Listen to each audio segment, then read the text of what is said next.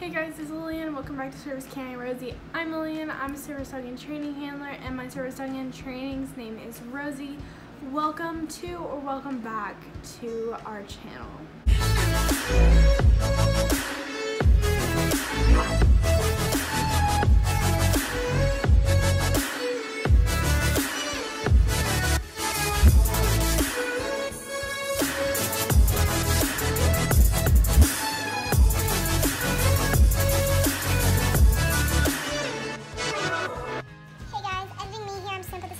I'm going to apologize for the way I look now, but especially for the way I looked in the video.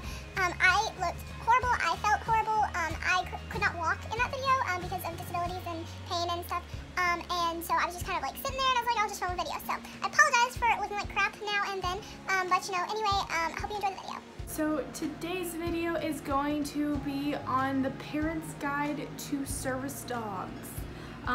Parents who have kids of any age, specifically younger kids, but parents of kids with any age, you need to watch this because even if you don't think, oh, I'm not going to encounter a service dog, you're going to encounter one at least once in your life. I almost guarantee it. So please just watch the video and just really comprehend what I'm saying, because these things I'm going to be talking about are very, very, very important, especially to teach children. Number one, teach kids from a young age dog safety. This means teach your kids not to hang on dogs. Teach your kids not to run up to strange dogs. Teach your kids to behave properly and leave dogs alone when they don't want to be petted. Teach your kids that no means no. If a handler says no, that they can't pet their dog, or an owner says no, that they can't pet their dog, that means no, and your kids needs to accept that and move on because there's probably a reason. And also to give dogs space. Kids need to know how to properly interact with dogs. Strange dogs and dogs that they know, they need to understand that, you know, hanging on them, you know, anything like that. You know, getting up all in their personal space. The problem is that kids don't understand that or don't care, and then they end up getting bit. And that's a hard price to pay. Help your kid not be a statistic to dog bites. Help them to understand that they need to act appropriately around dogs so that they don't get hurt and so that the dog doesn't get hurt. Number two, when you see a service dog out in public, take time to educate your child from a distance. This means that you're not going to follow the handler and the dog around the store. Don't do that. We already have enough people stalking us. We don't need any more. But what I mean by this is when you see a dog in public, you know, you have a younger child, maybe 2 or 3 years old, to even, you know, older. You know, anytime you do it, you can do that. But, you know, take time, stand back from the dog, don't get up in their personal space, you know, just take time and be like, hey, this is a service dog. This dog is there to help the handler with a disability and an illness that she has or that he has. And we don't touch them, we don't pet them, we don't talk to them, we don't distract them, we don't stare at them. We acknowledge them and we move on. And you know, just kind of go over that. And you know, if you need to use YouTube videos to help or anything like that and help educate your kid on this, definitely do that. A big advice I can do is, you know, when you see a dog out in public working, you know, take time from a distance to explain to your kid what is going on and why there's a dog in the store and why we can't just bring any dog into the store because this dog is doing a job. Number three, don't be afraid to ask us questions.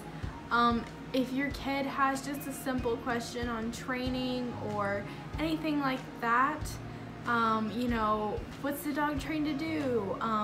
You know, and even some little bits about disabilities and stuff. If you or your kid has a question, you know, a lot of parents, they grab their kid when their kid stares at someone in a wheelchair or someone with a dog, you know, they grab their kid, you can't look at them, don't look at them, you know, because disability is bad, you know.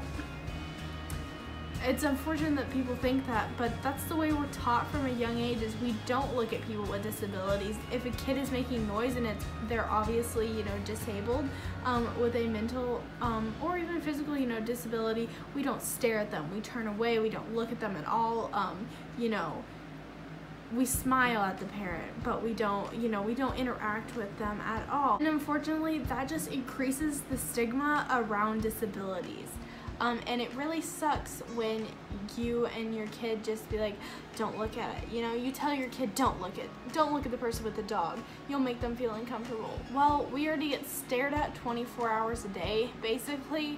So, you trying to avoid us is just, it's kind of rude. Number 4, ask us, the handlers, to educate your kid. If you don't know what to say and you've done everything but your kid still has questions that you just can't answer, or you don't want to answer incorrectly, ask the handler. When doing this, don't approach the dog, don't talk to the dog. Approach the handler. And while I say that, yes, the dog is with the handler, but don't approach it looking at the dog, headed for the dog. Approach the handler, looking at the handler, headed for the handler. It makes us feel more comfortable, it makes the dogs feel more comfortable.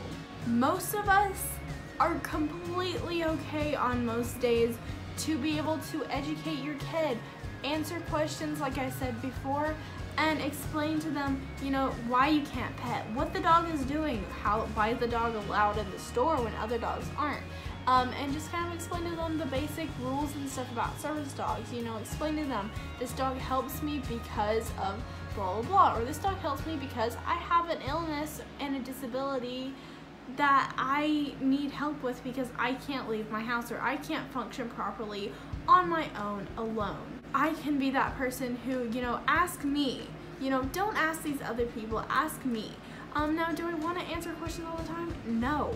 My disability is my personal information, it's not a show, it's not a book that I'm just gonna pass around, read what's wrong with me, or why I need a dog with me, or why I need a wheelchair, I'm not gonna do that. I'm not gonna tell you my disabilities, but sometimes I'm really open with people. On most days, I'm open to that. Some days I can't, but some days, if I can, I will. Anyway, I really hope you enjoyed this video. Make sure to hit the like button, hit the subscribe button down below. Comment stuff in the comments. I try to reply to every single respectful comment that I get. Hit the bell so you don't miss a video from us.